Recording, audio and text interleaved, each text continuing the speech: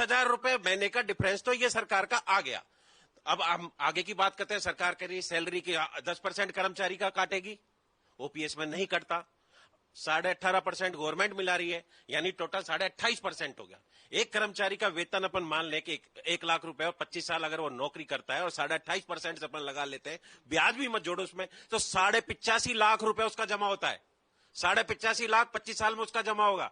सरकार कह रही है कि हम एक साल में 1/6 करके 10वां हिस्सा जो सरकार कह रही है कि ये एक्स्ट्रा देंगे, वो करीब पड़ता है 7.5 लाख रुपया। 85.5 लाख में से हम 7.5 लाख घटा दें तो बाकी बचता है 78 लाख रुपया।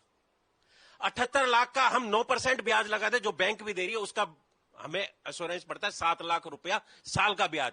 और सरकार पेंशन दे रही है 50,000 रुपया। एक साल का कितना हो गया? 6 लाख। ब्याज से ही 7 लाख आ रहा है और दे कितनी है? 6 लाख। तो यानी 1 लाख का तो डिफरेंस है। फिर अब मजे की बात और आप सुनो, जो 78 लाख है वो सरकार हजम कर जाएगी, वो इंडस्ट्री को दे देगी, गवर्नमेंट को। 78 लाख किसका था? जिसमें 10% तो मेरा था, 18% गवर्नमेंट का था। 78 लाख कौन चलेगा? गवर्नमेंट खा लेगी। तो कर्मचारी का बेवकूफ है क्या? और सरकार ये सोच रही है कि कर्मचारी शिथिल है, आंदोलन धीरे।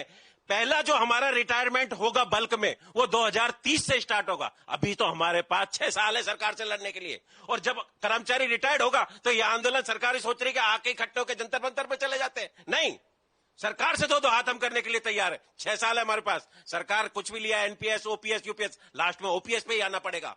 और ये सरकार का बिल्कुल छला हुआ है। आप एनपीएस की बात कर रहे थे। एनपीएस में जो कंट्रीब्यूशन आ रहा था 10% हमारा था, 14% उनका आ रहा था, करीब 70 लाख आ रहा था। 70 लाख में से सरकार क्या दे रही थी? 60% कर्मचारी को देती, यानी 36 लाख देती थी, बाकी में से पेंशन देती थी। और वो जो बाद का जो बचता था 24 लाख, मरने के बाद कर्मचारी, सरकार उसको खा रही थी। अब सरकार एक नया छला वाला है, 78 लाख खाने के लिए तैयारी हो रही है। तो ये कहां का न्याय है? क्या कर्मचारी को आप बेवकूफ समझते हैं? कर्मचारी लड़ेगा और जब बल्क में चालू होगा 2030 से 2035 में, जो 2004 का कर्मचारी लगा है, बल्क में रिटायर्ड होगा, निश्चित रूप से आप देखोगे कि एक जलजला पूरे भारतवर्ष में पैदा होगा। और जो सरकार है, कोई सी भी सरकार होगी, उसको ओपीएस देना पड़ेगा। बिल्कुल, यहाँ पर तमाम कर्मचारी हैं और कर्मचारियों के जो संगठन